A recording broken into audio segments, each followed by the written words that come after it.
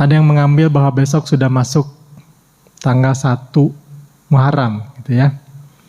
Tahun 1444 Hijriah. Ini adalah satu kesempatan yang tidak semua orang memanfaatkannya dengan kegiatan yang bermanfaat. Banyak orang yang tidak menyadari sebenarnya bahwa hari ini adalah akhir tahun 1443. Dan kalau kita beramal soleh untuk di tahun 1443, itu barangkali sudah akhir tadi ya, ketika masuk maghrib itu sudah nggak bisa lagi kita mengisi 1443 dengan amal soleh. Kita nggak bisa kembali lagi ke sana. Maka sekarang kita menatap tahun yang baru, hari yang baru, untuk kita isi dengan amal-amal soleh terbaik kita. Bapak Ibu yang dimuliakan Allah, sebelum kita membahas tema yang diamanahkan kepada saya untuk dibahas pada malam ini, yaitu hijrah sebagai momentum penguatan istiqomah dalam ketaatan kepada Allah. Saya ingin mengajak, ya sebelum bahas ini, saya ingin mengajak ibu-ibu, bapak-bapak dalam majelis ini untuk merenungkan hadis ini. Mohon izin saya berdiri ya. Bismillah. Yes. Ini adalah satu hadis yang cukup panjang yang dimuat salah satunya oleh Al-Imam An-Nawawi dalam kitab Al-Arba'in An-Nawawiyah ya. Dan tentu saja dalam kitab Sahih Bukhari pasti kita akan menemukan hadis ini. Ketika kita berbicara istiqomah, hadis ini sangat relevan. Bunyinya ini cukup panjang, tapi saya ambil yang kita perlu untuk berikan perhatian pada malam ini. An Abi Abdurrahman Abdullah bin Mas'ud radhiyallahu anhu. Hadis ini diriwayatkan oleh sahabat Nabi yang bernama Abdullah bin Mas'ud. Abdullah bin Mas'ud ini salah seorang sahabat yang dikenal dengan Al-Abadillah ya. Ada beberapa Abdullah pada saat itu. Abdullah bin Mas'ud, Abdullah bin Umar ya. Beliau salah satunya, Abdullah bin Mas'ud. Beliau meriwayatkan apa yang disampaikan oleh Rasulullah sallallahu alaihi wasallam. Kita langsung ke poin yang kita ingin bahas pada malam ini, yaitu tentang istiqamah. Kata Rasulullah, "Fa wallahillazi la ilaha ghairuh." Demi Allah yang tidak ada Tuhan selainnya. Ini sumpah ya. Dalam pertemuan sebelumnya kita pernah membahas kalau Allah bersumpah, Rasulullah bersumpah, maka konten setelahnya itu adalah penting. Di sini Rasulullah bersumpah, "Fa wallahillazi la ilaha ghairuh." Demi Allah yang tidak ada Tuhan selainnya. Inna ahadakum. Sesungguhnya salah seorang dari kalian la ya'malu bi'amali ahlil jannah. Beramal dengan amalan ahli surga. Apa saja amalan ahli surga? Salat insyaallah ya, itu amalan ahli surga. Kemudian hadir dalam kajian, mentadaburi Quran. Ya, itu amal ahli surga semua tuh. Hatta ma yakunu bainahu wa bainaha zira ataupun illa zira. Sehingga tidak ada jarak antara dia dengan surga itu ya, dengan al-jannah itu, kecuali zira itu kira-kira satu satu hasta lah, satu tangan begini gitu ya. Sudah dekat. Artinya tidak ada jarak lagi, melainkan kematian gitu. Karena kalau belum mati itu belum masih jauh ya ke sana gitu. Begitu mati masuk ke barzakh itu, nah itu sudah dekat. Nah ini ada orang, kata Nabi SAW, beramal dengan amalan ahli surga. Sampai jarak dia dengan surga itu udah dekat gitu. Tinggal masuk aja kira-kira begitu ya. Tapi ini yang mengerikan ini, bapak-bapak dan ibu-ibu ya. Fayasbiqu alaihil kitab fayamalu bi'amali ahlin nar. Lalu ketentuan Allah mendahuluinya ya, ataupun kitab Allah, catatan Allah mendahuluinya. Kemudian dia beramal dengan amalan ahli neraka. Udah dekat ya, udah dekat dengan kematiannya itu. Udah dekat dengan kematian. Dia sebelum ini beramal dengan amalan ahli surga, berjihad, sholat, sedekah dan lain sebagainya gitu. Sudah dekat, tapi ternyata kitab Allah ya, catatan Allah itu mendahuluinya. Sehingga dia beramal dengan amalan ahli neraka, fayadkhuluha. Sayang sekali gitu, ya. Udah dekat dengan surga, beramal dengan amalan ahli neraka. Lalu dia masuk ke neraka itu. Ya. Sudah soleh-soleh, ternyata dia kemudian hanya gara-gara misalnya ya, urusan hasrat seorang laki-laki berselingkuh misalnya. Kemudian dia menyuruh orang membunuh istrinya, gitu kan? Kemudian bunuh diri misalnya, aduh, astagfirullahaladzim. Ya, ini tidak sedikit orang yang jatuh kepada keadaan seperti ini. Bahkan ada orang di zaman Nabi SAW, jelas-jelas di hadapan para sahabat itu orang ini ikut berjuang fisabilillah, ikut melawan musuh yang ingin menghancurkan Islam, dan dia mati di medan pertempuran. Sampai orang mengatakan nih orang ini syahid karena dia berjihad fisabilillah. Kata Nabi tidak. Kata Nabi tidak. Ini salah satu contohnya gitu. Ternyata ada sahabat yang melihat. Karena ketika dibilang tidak, dia ini ahli neraka kata Nabi. Kok bisa? Sahabat yang lain kan melihat dia tuh betul-betul melawan musuh dengan gigih, dengan gagah berani membela Islam gitu. Mengorbankan bukan harta saja tapi nyawa dia korbankan. Tapi ketika dia mati, kata para sahabat, ini mati syahid, ahli surga. Kata Nabi tidak, dia ahli neraka. Sehingga ketika para sahabat bingung, ya, ada sahabat yang bersaksi. Betul, Rasulullah adalah orang yang benar, tidak berkata bohong ya. Benar Rasulullah, aku menyaksikan sendiri orang ini. Dia terluka di medan perang itu, kemudian mungkin dia tidak sabar dengan lukanya, maka dia simpan pedangnya, gagang pedang di bumi, ujung pedang di dada. Lalu dia tekankan dadanya ke ujung pedang itu sehingga dia mati. Matinya bunuh diri. Ya, ini contoh nih ya. Inna ahadakum la ya'malu bi'amali ahli jannah hatta ma yakunu bainahu wa bainaha illa dhira fayasbiqu alaihi alkitab fayamalu bi'amali ahli nar fayadkhulaha. Begitu juga sebaliknya. Wa inna ahadakum, sesungguhnya salah seorang di antara kalian la ya'malu bi'amali ahli nar. Dia beramal dengan amalan, dengan perbuatan ahli neraka.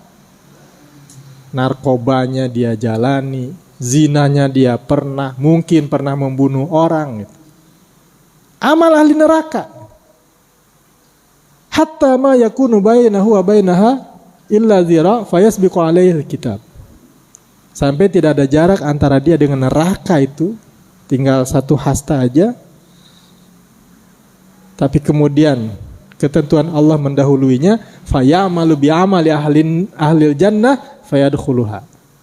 Dia kemudian beramal dengan amalan ahli surga, maka dia masuk ke surga itu. Mungkin bapak-bapak pernah melihat, ibu-ibu pernah melihat orang seperti ini ya. Jarang terlihat di masjid gitu. Tapi ternyata di akhir-akhir dia rajin ke masjid. Dan ini saya menyaksikan sendiri bapak-bapak. Mudah-mudahan almarhum itu adalah contoh seperti ini. Atau mungkin tidak seburuk ini ya, amal ahli neraka. Tapi memang sebelumnya tidak pernah terlihat di masjid. Saya punya tetangga. Di Ramadan kemarin itu terbata-bata baca Quran. Sampai minta khusus diajari oleh imam gitu kan, di mihrab berdua. Setelah dengan imam itu kemudian ikut ngariung gitu kan. Tadarus subuh sampai syuruk. Setelah itu sering naik ke mezanin masjid. Dia sendirian di situ. Baca Quran terbata-bata. Kemudian sholat tidak pernah ketinggalan berjamaah. Kemudian tidak lama setelah itu dia bilang, saya ingin membangun taman untuk masjid ini. Saya dedikasikan untuk orang tua saya, katanya gitu. Dia bikin taman, ngambil sendiri dari rumahnya itu. Ada orang mau bantu, jangan. Saya nggak mau, biar saya aja gitu. Itu tamannya sampai sekarang cantik. Orangnya Masya Allah. Meninggal beberapa bulan yang lalu. Dan saya menyaksikan bagaimana beliau itu ya menjelang mungkin sudah meninggal atau wallahu alam gitu ya. Itu memang tiba-tiba meninggalnya. Sedang naik motor, ya boleh jadi sesak kemudian kehilangan kesadaran jatuh. Gitu ya. Sambil menunggu keluarganya, saya berusaha menolong karena kekurangan ilmu ya, hanya bisa ya menemani aja gitu. Tapi saya jadi ingat gitu. Ini selama ini tidak pernah terlihat di masjid, kemudian tiba-tiba jadi rajin ke masjid. Belajar Quran, meskipun terbata-bata gitu. Bahkan bikin sesuatu untuk masjid. Taman, cantik tamannya. Kemudian meninggal. Mungkin ini bisa jadi. Ini adalah salah seorang yang Allah tentukan bahwa yang bersangkutan husnul khotimah. Karena itu kita sangat khawatir bapak-bapak ibu-ibu ya. Apakah kita ini sekarang ketika beramal dengan amalan ahli surga, bisa Allah berikan kehidupan yang seperti ini nantinya? Ya, terhindar dari kehidupan yang su'ul khotimah. Kita tidak tahu. Maka jangan pernah lengah ketika kita berada dengan orang-orang yang saleh. Jangan pernah lengah dengan tipu daya setan. Bisa jadi kita tertipu kemudian beramal dengan amalan ahli neraka, nauzubillah min dzalik, kemudian mati dalam keadaan seperti itu. Jangan pernah pula kita meremehkan orang yang masih jauh dari masjid, jarang baca Quran, tidak pernah terlihat salat berjamaah. Jangan remehkan mereka. Bisa jadi mereka dapat hidayah, kemudian mereka melakukan amalan ahli surga dan meninggal dalam keadaan seperti itu. Karena itu kita memohon kepada Allah, ya Allah, ya muqallibal qulub, tsabbit qulubana. Wahai yang membolak-balikan hati, teguhkanlah hati kami. Ya, ala dinik, dalam agamamu, di atas agamamu. Ya musarrifal qulub, tsabbit qulubana ala taatik. Kuatkan, teguhkan hati kami untuk taat kepada Engkau, wahai Allah. Nah, para hadirin, bapak-bapak dan ibu-ibu yang dimuliakan Allah, setan itu tidak pernah berhenti, tidak pernah tidur. Iblis itu dari zaman dulu sampai sekarang itu udah pengalaman sekali gitu. Bagaimana cara mengganggu manusia. Orang soleh sendirian dia sholat tengah malam bisa muncul ujub. Itu cara setan, cara iblis, dan ini pasti diajarkan kepada pasukannya. Dan yang berusaha agar manusia ini sesat itu bukan cuma setan jin saja yang nggak kelihatan, tapi setan manusia. Nah ini mungkin relevansinya dengan perjuangan Nabi SAW. Nabi SAW itu di Mekah, kelakuan penduduk Mekah itu kan, itu bisa dikatakan banyak kelakuan yang diajarkan oleh iblis gitu ya, yang disukai oleh setan. Bayangkan ibu-ibu, bapak-bapak, di Mekah ketika itu ada tradisi kalau seorang ayah menikah lebih dari satu, berarti ibunya kan ibu tiri ya. Lalu si ayah ini meninggal, itu ibu tiri diwarisi oleh anaknya, jadi barang warisan. Seperti itu. Di Mekah ketika itu zaman jahiliyah, orang kalau punya anak perempuan itu malunya luar biasa.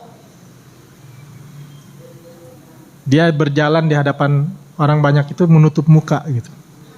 Kalau dikasih tahu, anakmu lahir ternyata perempuan. Sampai ada istilah wa'dul banat, mengubur anak hidup-hidup. Itu tradisi-tradisi buruk. Orang kadang-kadang seperti kurang kerjaan, pergi ke suatu tempat, kemudian di sana lihat orang menyembah sesuatu, dibawa sesembahan itu ke Mekah, oleh-oleh, disembah juga gitu. Ya, katanya ada yang dimakan, dibuat dari roti, wallahualam ya. Tapi itu adalah perilaku-perilaku setan. Maka ketika Nabi Muhammad SAW diutus oleh Allah sebagai Nabi, sebagai Rasul terakhir, untuk membawa hidayah, untuk menyelamatkan kondisi manusia yang buruk seperti itu, setan tidak tinggal diam. Dan dia mempengaruhi bala tentaranya baik dari bangsa jin maupun manusia. Ketika Isra Mi'raj itu ya, dengan kecepatan yang seperti itu gitu ya, itu ada jin, ada ifrit yang mengejar Nabi Muhammad SAW bawa obor gitu ya. Tapi obornya bukan untuk nyambut tahun baru itu. Bawa obor mau membakar muka Nabi SAW. Itu jinnya kayak gitu. Kemudian setan manusianya itu juga tidak kurang jahatnya. Pernah Nabi SAW sedang sujud itu, orang-orang musyrikin bisik-bisik, itu lihat lagi sujud. Siapa yang berani ambil itu kotoran unta, taruh itu di lehernya, di punggungnya. Itu dilakukan itu. Sampai Nabi SAW sujud lama karena menanggung isi perut unta. Nabi SAW pernah datang ke rumah dalam keadaan muka penuh dengan tanah, dengan pasir. Sampai anaknya menangis. Kemudian kata Rasulullah SAW, jangan bersedih, innallaha mani wa abak, karena Allah menjaga ayahmu ini. Syaitan itu tidak ridho gitu, kita istiqomah, kita lurus di jalan yang benar. Istiqomah itu kan iqtida siratal mustaqim, menempuh jalan yang lurus. Kalau jalan lurus itu kan sampainya cepat. Ya, makanya dibikin kalau jalan tol itu kan ya lurus gitu, beloknya jarang gitu. Ya, beda dengan jalan belok sana, belok sini gitu kan. Kadang-kadang nyampe juga tapi lama gitu.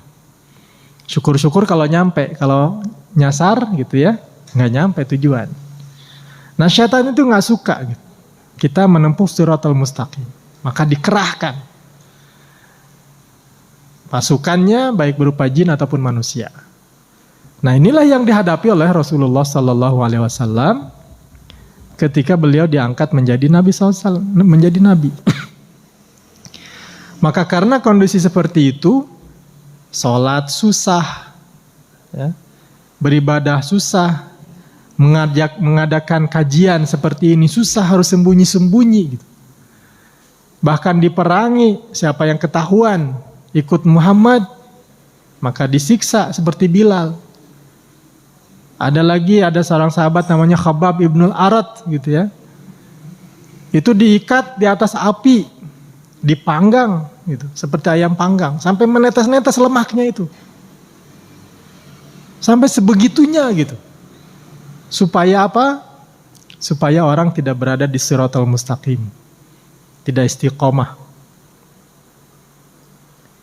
Dan mereka melakukan itu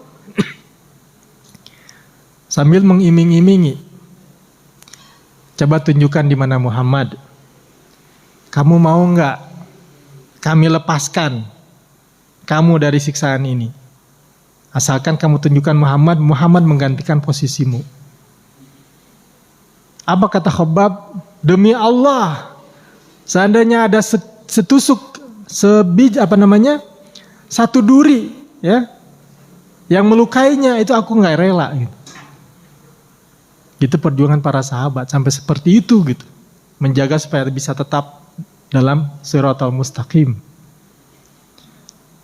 Maka kemudian ketika kondisinya semakin parah, karena pernah Rasulullah sampai diboikot ya, dengan seluruh keluarganya, seluruh marganya diboikot. Mereka tidak mau membeli dari Rasulullah dan keluarganya dan kabilahnya.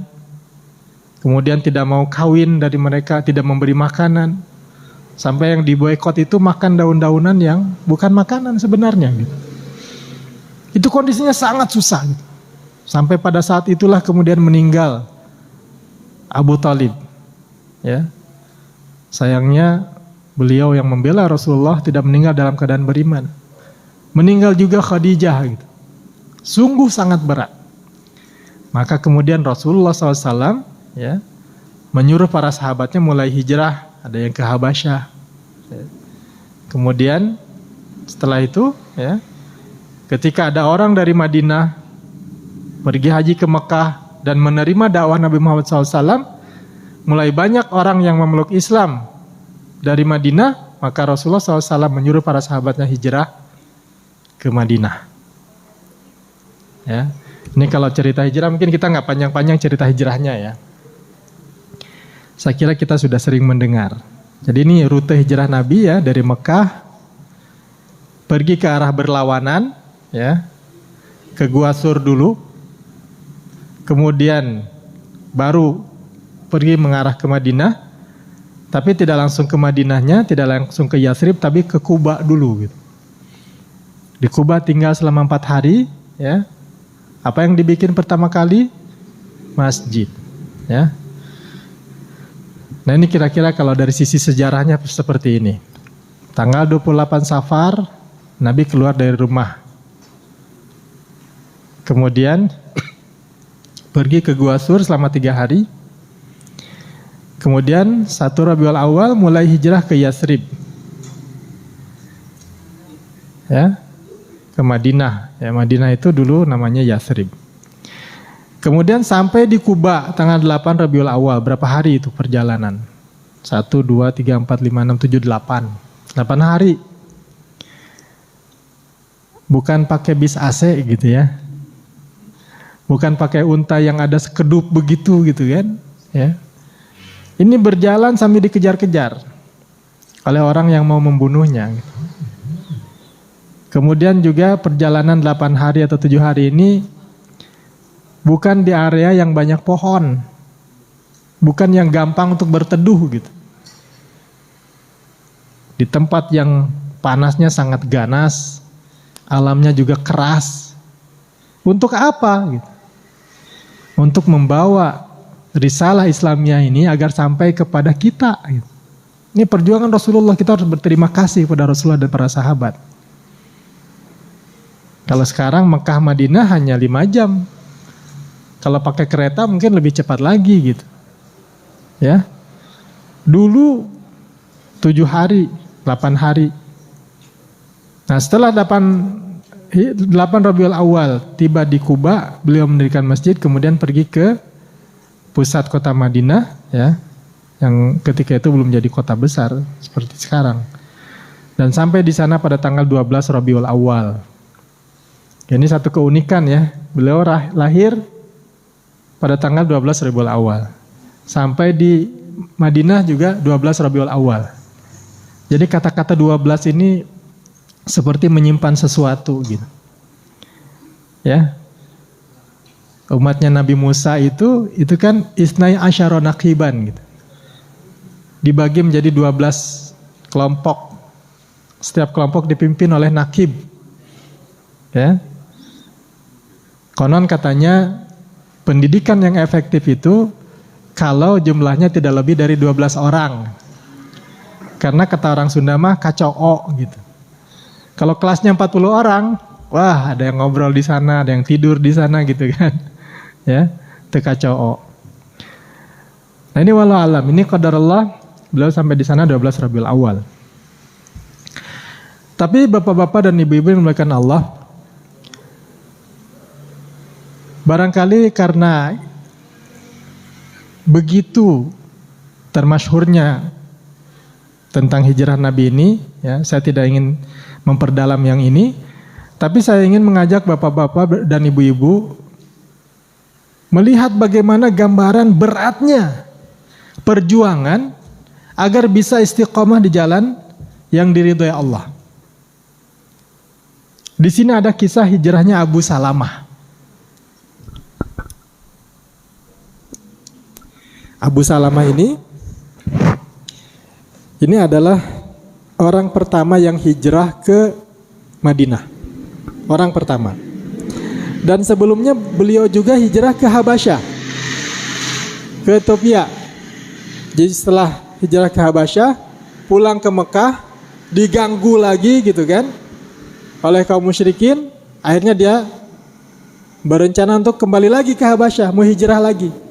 Tapi ternyata ketika itu dia mendengar bahwa di Madinah sudah ada orang yang menerima Islam. Ya, berkat dakwah Rasulullah pada Bai'ah Aqabah pertama, Bai'ah Aqabah kedua gitu ya. Maka dia kemudian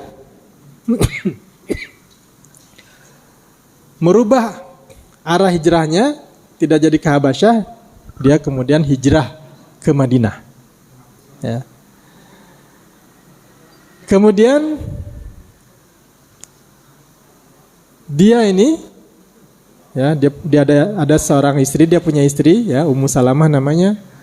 Kemudian dia punya anak masih kecil, anaknya namanya Salamah, makanya dinamakan Abu Salamah. Ternyata bapak-bapak dan ibu sekalian ya, ketika Abu Salamah ini sudah mulai berangkat hijrah, ini orang-orang Bani Mughirah, ini adalah kabilahnya atau kaumnya Ummi Salamah, ya, kira-kira keluarga besar istrinya, itu menghalangi dia untuk hijrah. Kalau kamu mau hijrah, jangan bawa-bawa ini Ummu Salamah ini. Gitu. Silakan hijrah sendiri. Ya. Akhirnya Ummu Salamah ini ditahan, istrinya ditahan. Kemudian setelah itu Banu Abdul Asad, kabilah atau marga Abdul Asad, ya, kaumnya dia sendiri, kaumnya Abu Salamah itu merampas anaknya. Kalau mau hijrah jangan bawa anak ini gitu. Jadi istrinya dirampas oleh keluarga besar kabilah istrinya. Anaknya dirampas oleh keluarga besar diri dia gitu. Sehingga dia hijrah sendiri, bayangkan. Sudah enak-enak gitu ya, udah berencana gitu, satu keluarga saling melindungi gitu kan. Ya, biar selamat sama-sama jauh dari gangguan orang-orang di Mekah. Ternyata istrinya ditahan.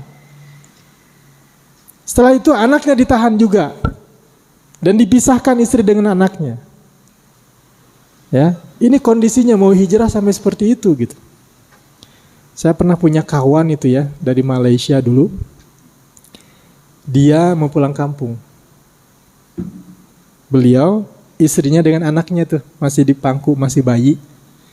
Sampai di imigrasi, ketika dicek visanya, ternyata visa suaminya itu palsu. Dia bikin ke agen, ternyata agennya memasukkan itu gitu. Akhirnya dia ditangkap. Gimana tuh? Ditangkap, masuk penjara deportasi. Sampai kita tuh nyari-nyari gitu beritanya, di mana nih kawan kita ini? Kita tahu dari istrinya, setelah istrinya sampai di Jakarta gitu. Istrinya pulang sendiri dengan dengan anaknya. Suaminya entah di mana gitu. Berat kan? Nah, ini juga sama. Sudah mau pergi, istrinya dipisahkan, anaknya dipisahkan. Pasti ibu-ibu kalau baru punya anak satu itu ya, anaknya dirampas gitu kan, nggak boleh ketemu. Suaminya pergi entah kemana, sedihnya luar biasa kan ibu-ibu ya. Nah ini juga sama. Ummu Salamah kemudian cerita dia. Fakuntu akhruj kulla ghadatin. Setelah kejadian itu, ya, aku setiap siang itu atau setiap sore keluar, duduk ya, fa'ajli sufil abtah. Aku duduk di satu tempat ya, nih. Fama azalu abki. Ngapain di situ? Nangis saja gitu. Ya, suaminya entah bagaimana selamat atau tidak. Perjalanan ke Madinah itu kan 7 hari gitu ya, dengan bekal seadanya, entah cukup atau tidak gitu. Dia nangis. Udah gitu bagaimana nasib anaknya yang masih kecil. Anaknya juga kan pasti pengen ketemu dengan ibunya gitu, lagi dekat-dekatnya. Fama azalu abki. Aku nangis hatta umsi, sampai sore ya ini. Jadi dari siang sampai sore nangis. Ya, seperti itu. Sehingga suatu ketika marrobi rajulun min bani ammi. Ada orang yang masih keluarga pamanku, ya, keturunan dari marga pamanku. Ahadu Banil Mughirah, salah seorang dari Banil Mughirah. Faro'a ma bi. Lalu dia melihat keadaanku gitu. Farahimani, lalu dia merasa iba gitu si laki-laki ini. Faqala li Banil Mughirah, lalu si laki-laki ini berkata kepada Banil Mughirah, ala takhrujuna min hadhil miskinah? Apakah kalian tidak akan melepaskan orang ini, wanita yang malang ini, ya, yang sangat menyedihkan ini? Farraqtum bainaha wa baina zawjiha. Kalian tuh udah pisahkan dia dengan suaminya, wa baina waladiha, dan dengan anaknya gitu ya. Lalu kemudian mereka bilang, ya, ketika diminta agar melepaskan ya oleh laki-laki tadi, mereka menjawab, alhiqi bizaujiki in syi'ti. Udah, Ummu Salamah, silahkan pergi cari suamimu kalau mau gitu. Dilepas ya. Fa'akhazat waladaha, lalu dia kemudian mengambil anaknya, wartahalat ila Yathrib, kemudian dia pergi ke Yathrib. Sendirian tuh bawa anak ya ke Yathrib, ke Madinah. Tapi ketemu alhamdulillah gitu ya. Dan dengan izin Allah di satu tempat di Tanaim, ini masih dekat ya Pak Haji ya. Ada Tanaim kan, ada Jarona, ada apa gitu ya, daerah sana itu dekat gitu, masih dekat dari Madinah. Ketika di Tanaim itu bertemu dengan Utsman bin Talhah. Ya, ini belum muslim juga nih Utsman bin Talhah. Fa'usalah ila Yathrib, kemudian diantar sama Utsman ke Yathrib. Ketemu suaminya. Ini perjuangannya tuh untuk hijrah ya. Membawa risalah Islamnya ini agar bisa dinikmati oleh generasi seterusnya, diantaranya adalah kita. Dan itu salah satunya adalah jasa, tentu saja jasa Nabi Muhammad SAW. Tapi juga jangan lupakan jasa orang-orang seperti ini, para sahabat. Ya. Nah kemudian hijrahnya Umar, ini beda lagi nih.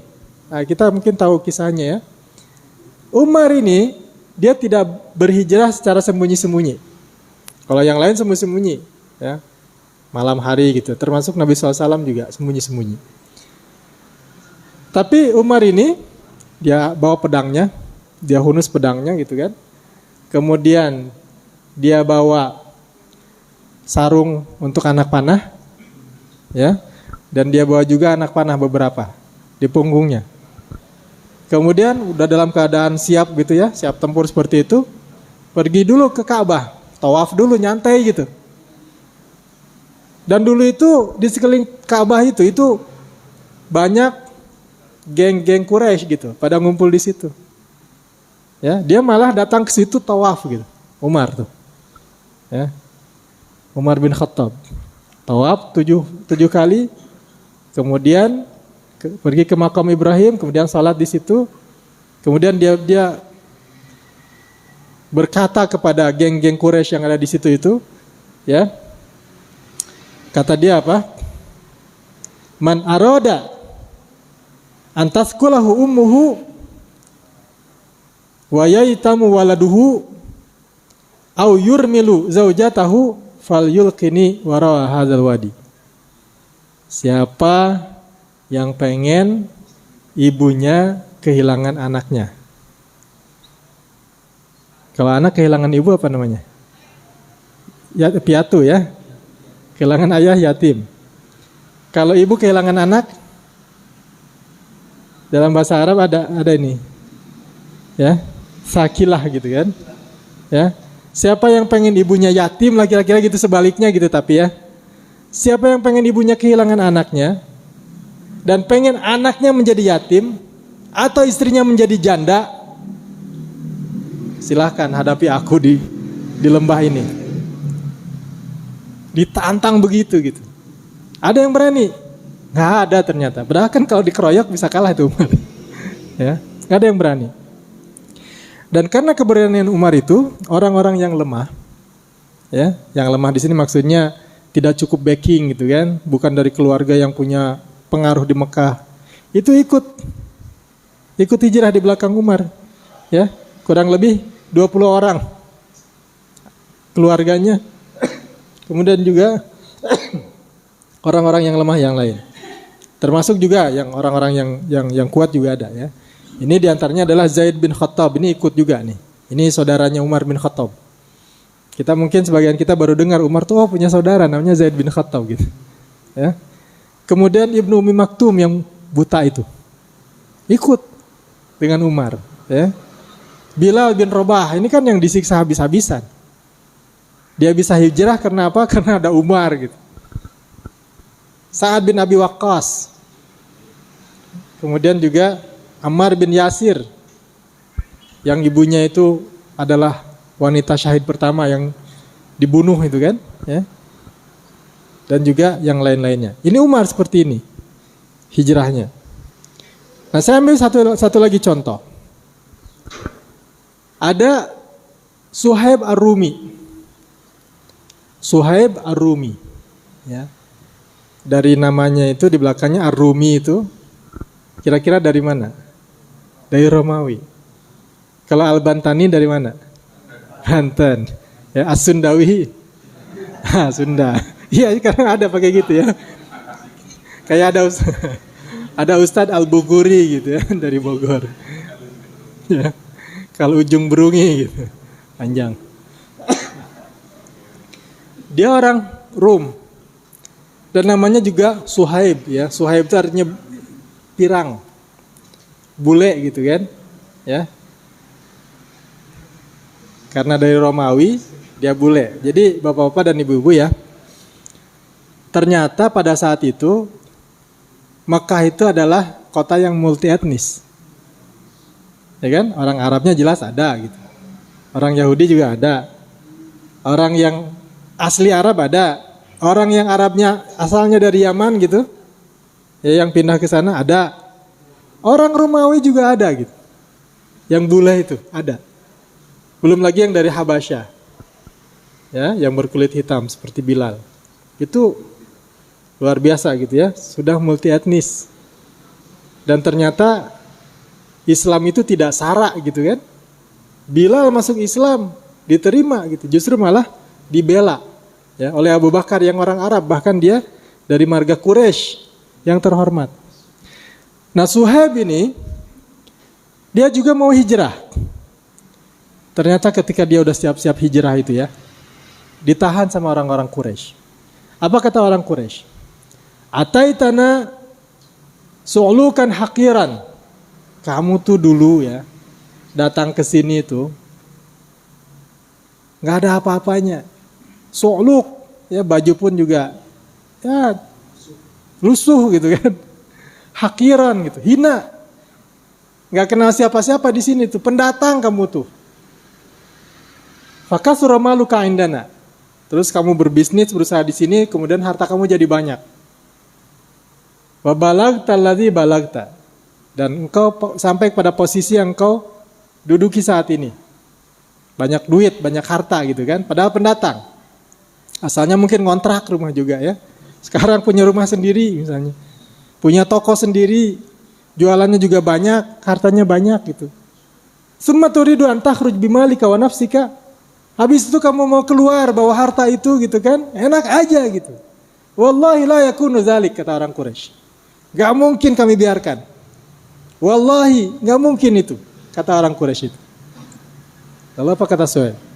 Kata Suhaib, ara'aitum in ja'altu lakum mali atau khilluna sabili, kalau aku kasihkan seluruh hartaku, gimana? Apakah aku boleh hijrah? Ya kan? Kata Suhaib itu. Qalu na'am. Nah, ini yang dicari gitu. Udahlah silakan hijrah pergi sana gitu kan, ya. Tapi hartanya tinggalin di sini. Qalu na'am gitu kan. Maka kata Suhaib, fa inni qad ja'altu lakum mali. Ya udah, ambil semua hartaku. Ya. Dan dia hijrah dengan seadanya gitu. Fabalagha dzalika Rasulullah sallallahu alaihi wasallam. Dan kisah ini sampai kepada Rasulullah SAW. Maka apa kata Rasulullah? Rabiha Suhaib, Rabiha Suhaib. Si Suhaib ini sudah beruntung. Si Suhaib ini sudah beruntung. Ini perjuangan Suhaib ya, sampai dia meninggalkan hartanya gitu. Sebaliknya, ada juga gitu ya, yang dikenal dengan Muhajir Ummi Qais namanya. Ya, Muhajir Ummi Qais. Orang yang hijrah karena Neng Qais. Ya, Ummi Qais itu perempuan gitu kan, Ummu Qais. Si Neng. Ya, dia pergi hijrah itu karena dia suka sama Neng Qais ini. Ya, Ummi Qais ini, ya. Eis, kata nama Eis gitunya. Ya. Ya. Dari dulu ada Eis ya. Sekarang mungkin ada paguyuban Eis sedunia gitu kan. Saking banyaknya Eis. Nah, karena wanita yang dia suka itu hijrah, maka dia juga ikut hijrah karena ingin mengejar ini. Maka dia nggak dapat apa-apa. Nah dari sanalah kemudian keluar sabda Nabi SAW yang terkenal. Ya, innamal a'malu binniyat. Amal itu tergantung niat. Ya. Faman kanat hijratuhu ilallahi wa rasulihi fa hijratuhu ilallahi wa rasulihi.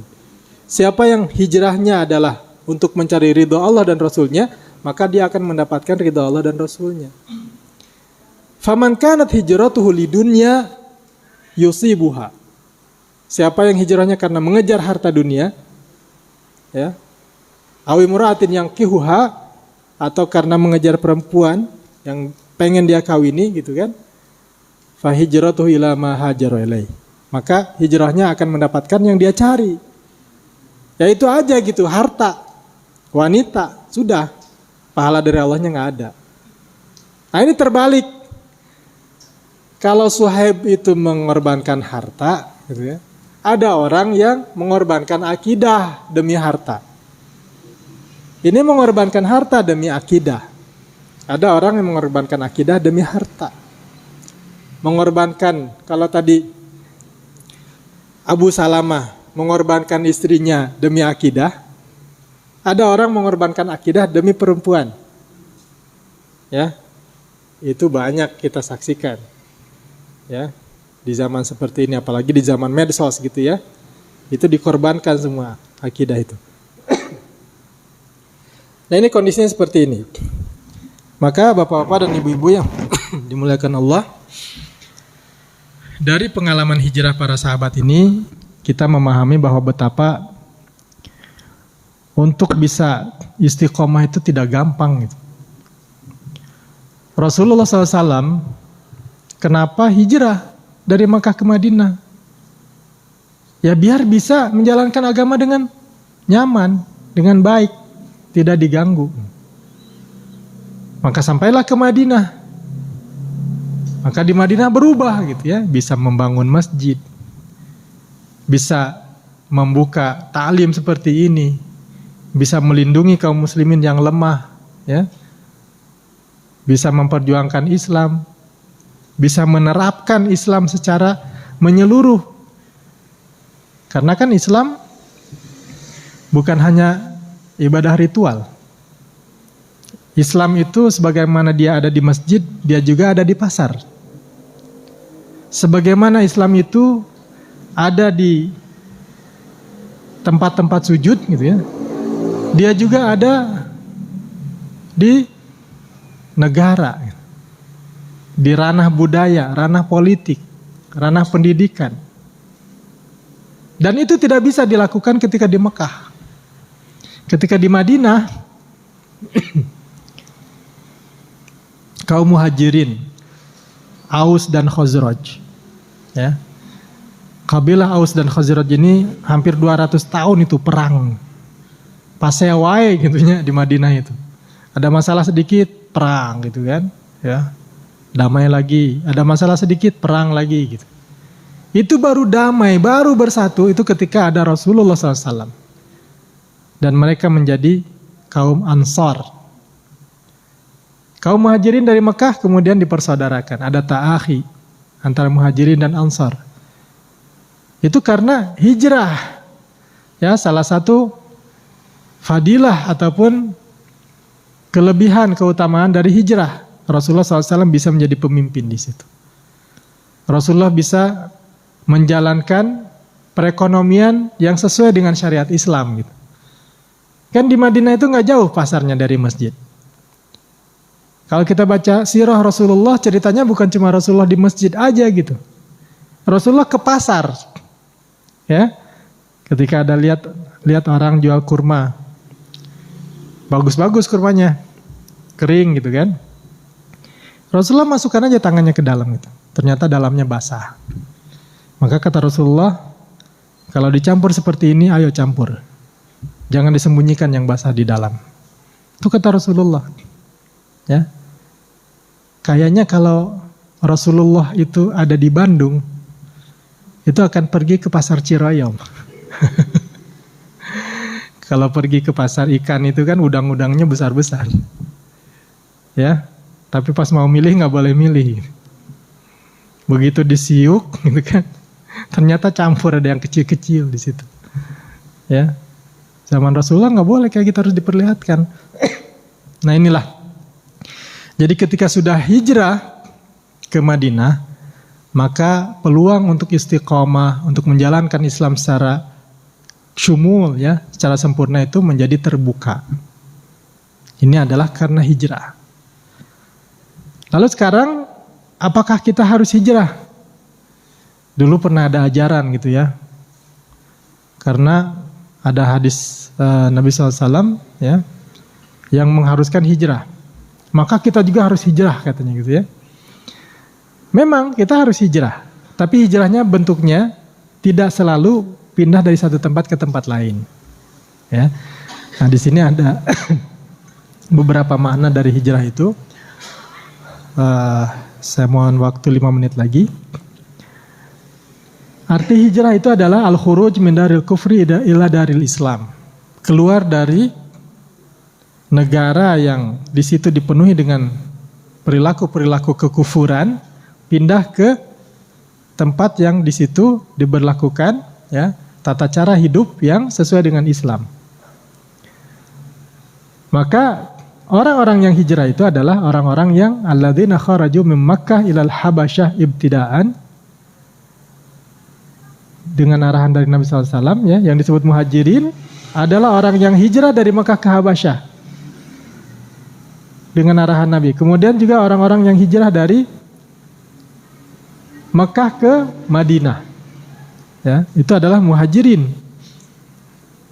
pada saat itu. Nah ketika sudah futuh Mekah sudah dikuasai, maka berhenti yang namanya hijrah. Gitu. Orang-orang dari Mekah sudah nggak perlu hijrah lagi ke Madinah, karena Mekahnya sudah dikuasai oleh kaum muslimin. Nah kemudian ada makna yang lebih luas dari hijrah itu. Apa makna hijrah itu? Yaitu hijratul ma'asi wa ma yu'badu min dunillah. Meninggalkan, menjauhi kemaksiatan dan segala hal yang disembah selain Allah. Itu namanya hijrah. Ini sesuai dengan firman Allah, warujza fahjur gitu ya. Jauhilah segala kemaksiatan atau kemusyrikan. Kemudian kata Rasulullah SAW, al-muslimu, ya, yang disebut muslim itu, man salimal muslimuna min lisanihi wa yadihi. Orang yang tidak mengganggu orang lain merasa aman dari gangguan lisanihi wa yadihi, lisan dan tangannya. Kalau ada orang muslim yang masih, mulutnya itu mengganggu orang lain gitu ya, menuduh yang macam-macam gitu kan, menfitnah, menggibah, itu perilakunya bukan muslim gitu. Karena orang lain tidak selamat dari gangguan lisannya dan juga tangannya. Wal muhajir, sedangkan orang yang berhijrah itu man hajaro manahallahu anhu. Orang yang ya menjauhi apa yang dilarang oleh Allah, itu namanya muhajir, orang yang hijrah. Gitu. Ya, jadi hijrah sekarang ini tidak mesti pindah dari satu tempat ke tempat lain, tapi pindah dari kondisi buruk menuju kondisi yang baik. Nah, maka kita harus tekadkan, ini momentum hijriah ya. Meskipun tadi hijrahnya Nabi SAW kan bulan apa tadi? Bulan Safar, bukan Muharram kan? Tapi peristiwanya itulah yang dijadikan momentum oleh Umar bin Khattab sebagai tahun pertama gitu, hijrah ya. Maka ketika pergantian tahun itu adalah momentum bagi kita untuk memperkuat keistiqomahan kita, untuk meninggalkan perilaku-perilaku buruk kita. Maka bapak-bapak dan ibu-ibu yang dimuliakan Allah, kalau kita tidak muhasabah, tidak mengevaluasi diri kita, maka akan bablas gitu. Ya. Maka jadikanlah setiap momentum besar itu sebagai momentum untuk kita muhasabah diri, untuk memperbaiki diri. Ada Ramadan, itu momentum ya, untuk kita tinggalkan keburukan masa lalu, kita tekadkan di Ramadan itu menjadi bulan yang terbaik amalan kita. Dan ada satu prinsip yang bagus ya bapak-bapak dan ibu-ibu ya. Ini saya dapatkan dari bukunya Syekh Aid Al-Qarni dalam La Tahzan. Kata dia, hiduplah hari ini gitu. Ya, hiduplah hari ini. Seingat saya ada juga orang barat yang nulis ini ya, Dale Carnegie itu nulis juga hidup hari ini. Hiduplah hari ini. Kalau mau soleh, solehlah hari ini. Mau bersedekah, sedekah hari ini. Jangan besok. Besok itu nggak ada gitu. Ya, sama kayak stiker di angkot kan. Hari ini bayar, besok gratis.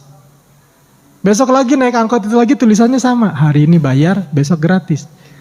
Nggak gratis-gratis gitu kan. Bayar terus karena hari esok itu sebenarnya nggak ada. Maka kalau kita mengisi hari ini, tanpa kita sadari hari-hari itu berlalu dengan amal soleh. Ya, jadi seperti itu ya. Kalau kita mau menjadikan kita istiqomah, jadikan momentum-momentum besar untuk muhasabah. Kira-kira dosa apa yang masih sering dilakukan? Ya, kebiasaan misalnya, mungkin ada yang masih suka dengan mengisap asap gitu. Ya, meskipun ya khilaf ya masalah hukumnya gitu kan. Tapi kita sepakat gitu. Ya, bahwa lebih baik kalau tidak gitu kan. Kalau masih ya dari 5 jadi 2 gitu. Gitu ya, seperti itu kira-kira. Masih punya kebiasaan-kebiasaan apa yang kira-kira tidak positif, ya kita rubah gitu. Itu setiap momentum itu. Besok pokoknya ini udah tahun baru, saya mau isi lembaran baru dengan ya, Eh, ini apa namanya? Hanya ajakan untuk menjadi lebih baik. Kemudian kita lihat pada masa lalu ada peluang-peluang amal soleh, ya, peluang-peluang amal soleh yang sering kita lewatkan. Salat 2 rakaat begitu dekat syuruk, ya, begitu syuruk, ya, nggak lama kemudian kita salat 2 rakaat. Itu lebih baik dari dunia dan seisinya. Sering kita bablas, gitu kan? Kemudian puasa di hari Arafah itu menghapuskan dosa setahun sebelum dan setahun sesudah. Banyak orang yang masih bablas. Di bulan Muharram sebentar lagi, di hari Asyura tanggal 10, puasanya menghapuskan dosa yang setahun sebelumnya. Gitu kan? Banyak yang bablas, gitu kan? Nah, itu yang harus kita catat gitu. Pokoknya besok begitu masuk tahun baru, ini amal-amal ini harus ada gitu. Pagi-pagi memulai hari dengan amal soleh. Sebelum subuh udah bangun, sholat, qiyamul lail, tahajud minimal 2 rakaat. Diisi, pokoknya hari ini harus ada tahajudnya gitu. Hari ini aja gitu. Hari ini, besok mau biarin aja gitu. Ya, begitu masuk besok kan hari ini juga gitu. Hari ini aja pokoknya gitu. Ya, harus ada tahajudnya. Harus ada qabliyah subuhnya. Harus ada sedekah subuhnya gitu kan. Harus ada salat duhanya. Harus ada baca Qur'annya minimal 1 halaman misalnya. Harus ada resolusi seperti itu. Kapan momentumnya? Salah satunya ini momentum Hijriah, pertukaran tahun. Bagaimana dengan tahun baru Masehi, Desember? Itu juga momentum Bapak-bapak Ibu-ibu ya. Berubah, pokoknya tahun 2023 saya tidak akan begini. Saya akan mengurangi ini, gitu kan. Nah ini, sehingga insya Allah ya, semakin hari kita semakin baik ya, sehingga kita jauh dari hadis tadi itu ya. Mudah-mudahan ya, karena kita jaga amal saleh kita. Nah, aduh sudah habis waktunya. Barangkali sebagai penutup ya, agar kita bisa istiqomah dan meraih husnul khotimah, selain kita berdoa agar diberikan Allah kemampuan untuk selalu istiqomah, kita juga pilih amalan unggulan kita Bapak-bapak Ibu-ibu ya. Mungkin kita nggak sanggup puasa Senin Kamis, tapi kita kalau sedekah pagi mah sanggup gitu. Jadikan itu sebagai amalan unggulan kita. Kata Rasulullah SAW, ahabbul amal ilallahi adwamuha wa in qalla. Amal yang dicintai Allah itu adalah yang terus-menerus dilakukan, meskipun sedikit. Nggak kuat kalau tahajud 11 rakaat, ya 2 rakaat lah. Tutup witir 3 rakaat misalnya. Tapi sering gitu. Ya, carilah amal-amal seperti itu. Ya, sehingga harapan kita ketika kita membiasakan hal seperti itu, datang ajal kita sedang dalam keadaan beramal soleh. Hari kita hari itu tidak kosong dari amal soleh. Sehingga kita menjadi betul-betul ahli surga, insya Allah. Itu saja barangkali Bapak-bapak dan Ibu-ibu yang dimuliakan Allah. Mudah-mudahan memberikan semangat bagi kita ya untuk mengisi hari kita dengan amal-amalan soleh yang sudah kita rancang dengan baik. Itu saja, kurang lebihnya mohon maaf. Kalau masih ada ruang pertanyaan, mungkin masih ada waktu 5 menit. Ya, saya persilakan. Billahi taufiq wa hidayah. Assalamualaikum warahmatullahi wabarakatuh.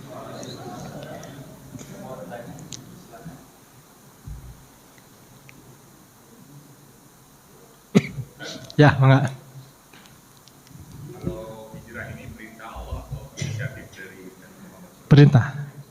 Perintah Allah. Bahkan waktunya juga gitu. Kapan Rasulullah harus hijrah itu? Itu nunggu dari Allah. Dan Rasulullah itu kan termasuk yang terakhir hijrahnya. Gitu. Sampai Abu Bakar itu ketika Rasulullah bilang sudah datang perintah hijrah dan Rasulullah memilih Abu Bakar itu nangis saking terharunya. Dia mendapat kehormatan menemani Rasulullah gitu. Ya, bukan Umar gitu kan. Kalau dengan Umar kan aman kan sebenarnya. Tapi dengan Abu Bakar yang kuru gitu. Ya, itu. Jadi itu memang perintah Allah, bahkan waktunya juga. Ya. Itu. Nah, untuk kita tentu hijrahnya yang tadi ya. Hajru ma nahallah gitu. Meninggalkan apa yang Allah larang. Itu hijrah kita seperti itu. Mangga barangkali ada yang lain? Ibu-ibu ada? Oh ada.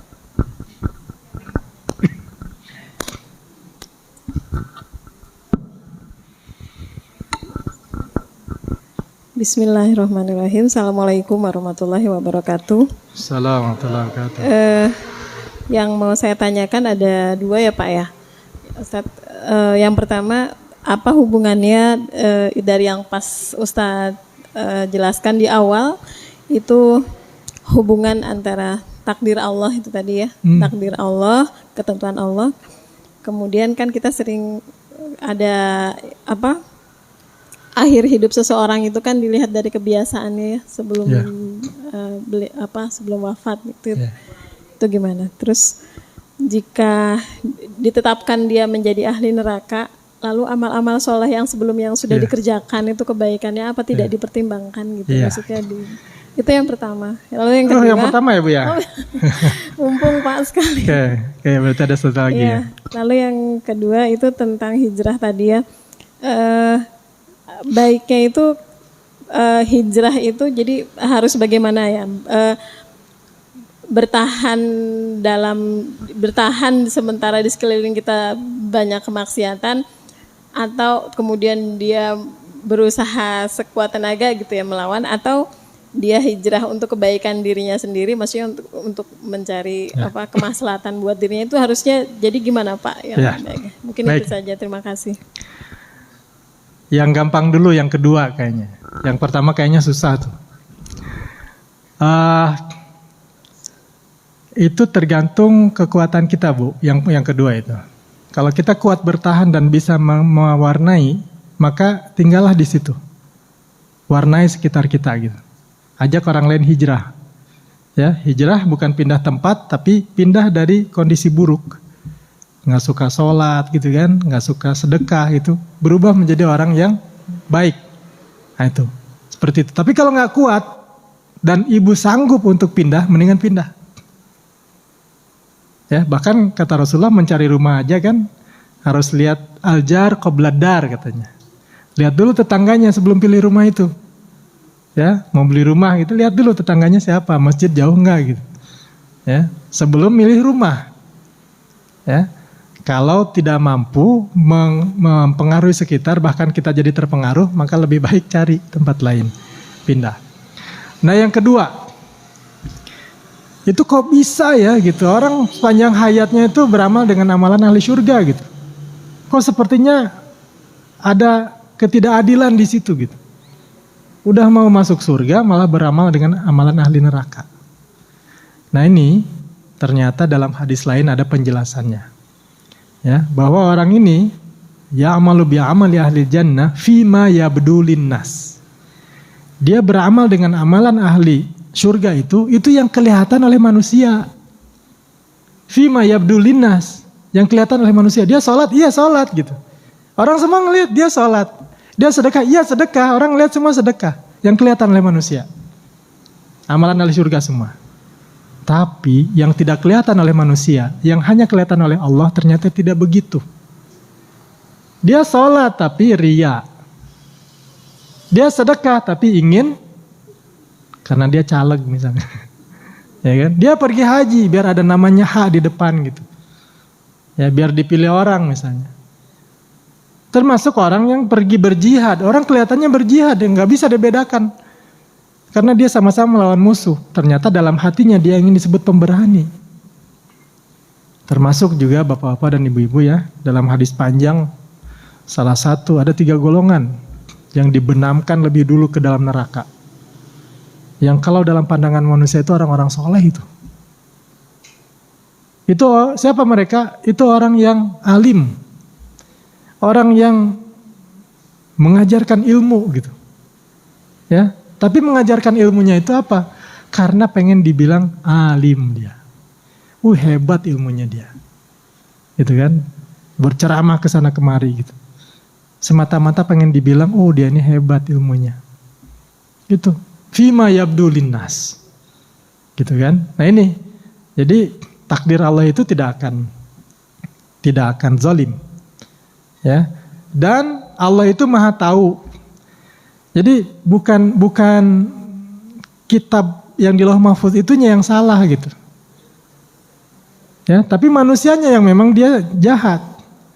Hanya karena Allah itu maha tahu apa yang akan terjadi, ya, maka tertulis lebih dulu gitu. Ya. Kalau kita kan nggak bisa nulis lebih dulu. Kalau misalnya kita mengobservasi nih seorang anak kecil di satu ruangan, dia akan pilih apa gitu? Pilih permen apa pilih sayur misalnya? Diobservasi. Baru bisa ditulis setelah kejadian, betul kan? Setelah kejadian. Tapi Allah itu sejak awal udah tahu dia akan milih apa, jadi ditulis. Maka bukan tulisan itu yang memaksa si anak itu untuk memilih.